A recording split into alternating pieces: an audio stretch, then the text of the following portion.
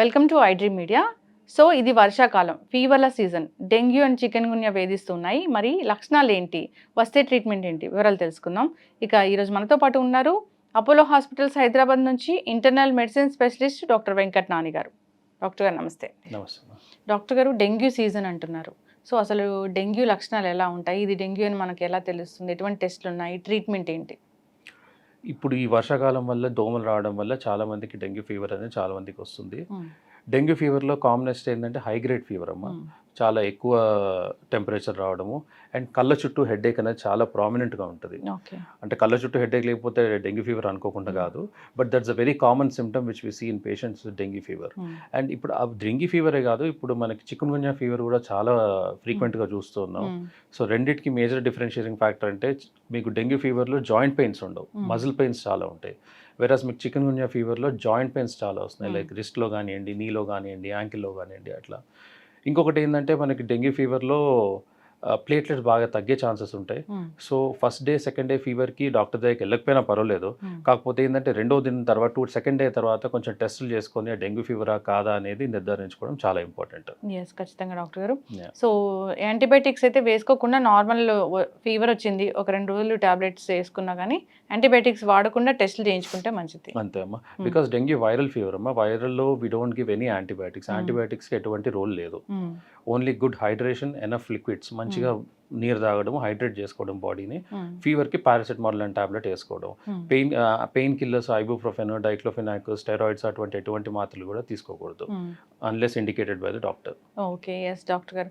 Chicken గున్యా, dengue fever ఇవి వచ్చాయి అంటే ఎన్ని రోజులకు తగ్గుతాయి? Chikungunya, dengue viral fever, ప్రతి వైరల్ ఫీవర్ అమ్మ సాధారణంగా 5 to 6 days టైం తీసుకుంటుంది డెఫినెట్లీ.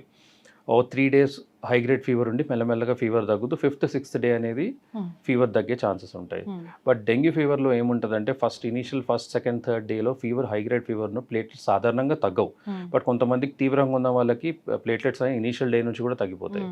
కాకపోతే నార్మల్గా ఫీవర్ ఉండి కొంచెం 2-3 daysలో తగ్గిన వాళ్ళకి 4th, 5th ఏదైతే ఫెబ్రవరి పీరియడ్ అంటామో ఆ టైంలో ఫీవర్ లేని పీరియడ్లో మన ప్లేట్లెట్స్ అనేది డ్రాప్ అయ్యే ఛాన్సెస్ చాలా ఎక్కువ ఉంటాయి. సో ఆ టైంలో కూడా కొంచెం జాగ్రత్తగా ప్లేట్లెట్స్ అనేది వాచ్ చేసుకుంటూ ఉండాలి. లాస్ట్ 3 days ఆఫ్ ఫీవర్ అంటే ఫీవర్ తగ్గినాక 2-3 days కూడా అది ఇంపార్టెంట్. ఓకే, ఈ డెంగ్యూ ఫీవర్లోనే మనం ఈ ప్రాబ్లం అనేది చూస్తూ ఉంటాం కదా, ప్లేట్లెట్స్ అనేది మనం డెంగ్యూ ఫీవర్లో చూస్తాం. చికెన్ గున్యాలో కూడా ప్లేట్లెట్స్ అనేది తగ్గుతాయి, బట్ యూజువలీ 1,00,000 కన్నా తగ్గవు. 1,20,000, 1,40,000 ఆ రేంజ్లో ఉండి దాన్ని they will improve again. Okay, yes doctor గారు. ఈ డెంగ్యూ ఫీవర్ బీపీ, షుగర్లో ఉన్న వాళ్ళకి వస్తే అది ఏమైనా కాంప్లికేట్ అయ్యే ఛాన్స్ ఉంటుందా? అంటే as such diabetes, hyper tension వల్ల అమ్మ డెంగ్యూ ఫీవర్కి ఏం కాంప్లికేట్ కాదు. కాకపోతే ఏంటంటే ఈ హైపర్ టెన్సివ్ మెడిసిన్స్ తీసుకుంటున్న వాళ్ళు బీపీ కోసము ఈ ఫీవర్ వచ్చినప్పుడు కూడా తీసుకుంటే బీపీ లో అయ్యి ఇంకా ఇబ్బంది అయ్యే ఛాన్సెస్ ఎక్కువ ఉంటాయి. ఇంకొకటి ఏంటంటే ఫీవర్ వచ్చినప్పుడు యూజువల్లీ తినలేరు. మామూలుగా మీరు ఎంత అయితే తీసుకుంటారు ఇంటేక్, ఫీవర్ వచ్చినప్పుడు బాగా తగ్గిపోతుంది. అటువంటి పరిస్థితుల్లో మీరు డయాబెటిక్ మెడిసిన్స్ వేసుకోవడం వల్ల షుగర్స్ లో అయ్యే ఛాన్సెస్ ఉంటాయి. ఇవి కాంప్లికేట్ చేస్తాయి ట్రీట్మెంట్, లైక్ బీపీ టాబ్లెట్స్ వేసుకోవడం అట్లాంటివి. ఓకే, ఎస్ డాక్టర్ గారు. మరి ఇలాంటి ఫీవర్స్ రాకూడదంటే ఎలాంటి జాగ్రత్తలు తీసుకోవాలంటారు? మేజర్గా ఇవి డెంగ్యూ, చికెన్ గున్యా ఫీవర్ అనేది దోమల వల్ల వస్తాయమ్మా. యూజువల్లీ దోమలు డే టైంలో కలిసే దోమలు ఉంటాయి. సో ఏంటంటే మన చుట్టూ పరిసరాలు కొంచెం నీట్గా ఉంచుకోవడము, దోమల నుంచి మనం కొంచెం protect our self and creams పెట్టుకోవడం. ఇప్పుడు చిన్నపిల్లలకి, స్పెషల్లీ స్కూల్ వెళ్ళే పిల్లలకి, వాళ్ళకి మస్కిటో రిపెలెంట్ స్టిక్కర్స్ దొరుకుతున్నాయి, క్రీమ్స్ దొరుకుతున్నాయి, అట్లాంటివి పెట్టి పంపడం, ఫుల్ క్లోతింగ్ వేయడము, సాక్స్, షూస్ అన్నీ వేసి పంపడము, అటువంటి జాగ్రత్తలు తప్పనిసరి. ఇంకా మన ఇంటి చుట్టుపక్కల అయితే ఎటువంటి కొంచెం వాటర్, మురుగు నీరు నిలబడకుండా, గ్రీనరీ ఉన్నప్పుడు కొంచెం డోర్స్ క్లోజ్ చేసుకోవడం, విండోస్ అట్లాంటివి పెట్టుకోవడం ఇంపార్టెంట్. ఓకే, ఇన్ఫాంట్స్లో కూడా చూస్తామా డాక్టర్? మా పీడియాట్రిక్ ఏజ్ గ్రూప్లో ఇన్ఫాంట్స్లో కూడా చూస్తున్నాం. లైక్ 1 year, 2 years పిల్లలకు కూడా డెంగ్యూ ఫీవర్ రావడం చూస్తున్నాము. అండ్ ఇన్ఫాంట్స్లో కాంప్లికేట్ అయితే it's very difficult to treat unlike adult population. ఖచ్చితంగా వాళ్ళకి నెట్స్ కానీ ఇలాంటివి వేసి ఉంచడం అనేది మనం చాలా కష్టం, వాచ్ చేస్తూ ఉండాలి. ఇంకా ఎస్పెషల్లీ చిన్నపిల్లలు, స్కూల్ గోయింగ్ స్టూడెంట్స్కి అయితే చాలా ఇంపార్టెంట్. ఎందుకంటే స్కూల్లో గ్రౌండ్స్లో ఆడుతుంటారు, బయట ఆడుతుంటారు. అటువంటి పిల్లలు కొంచెం జాగ్రత్త ఎక్కువ చూసుకోవాలి. మస్కిటో రిపెలెంట్ ప్యాచెస్, క్రీమ్స్ అనేవి కంపల్సరీ పెట్టి పంపాలి. ఖచ్చితంగా డాక్టర్ గారు. జనరల్గా ఈ ఫీవర్లో రాగానే ఒకసారి హాస్పిటల్కి వెళ్తే మంచిదేమో అనిపిస్తూ ఉంది. సో అది ఈ ఫీవరా, ఆ ఫీవరా అని మనం ఇంటి దగ్గర ఉండి వాచ్ చేస్తూ ఉండడం కన్నా ఎస్.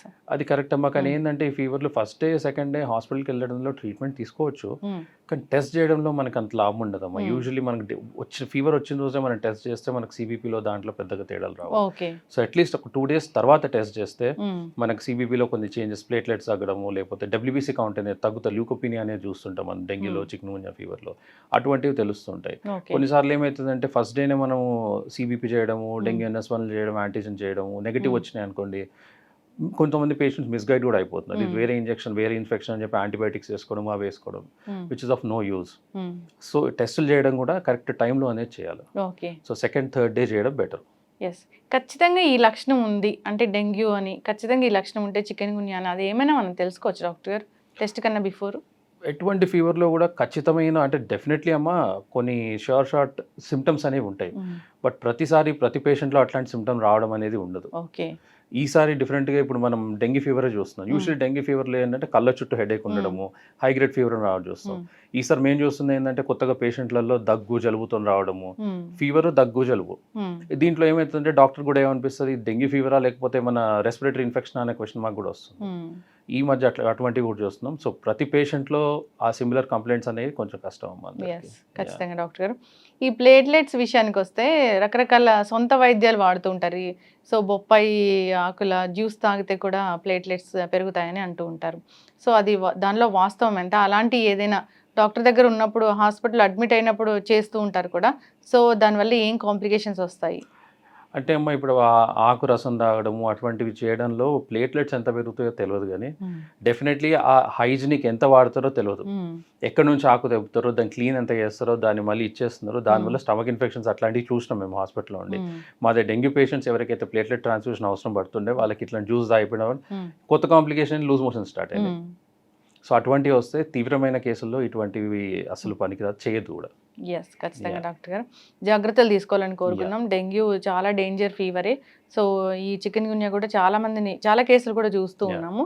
సో జాగ్రత్తలు తీసుకోవాలని కోరుకుందాం. పెద్దవాళ్ళే కాదు, చిన్న పిల్లల్ని కూడా మనల్ని ప్రొటెక్ట్ చేయాలి మనము. సో సరైన అవగాహన కూడా ఉండాలని కోరుకుందాం డాక్టర్ గారు. పరిశుభ్రత చాలా ఇంపార్టెంట్. ఎస్, ధన్యవాదాలు. థ్యాంక్ యూ అమ్మా.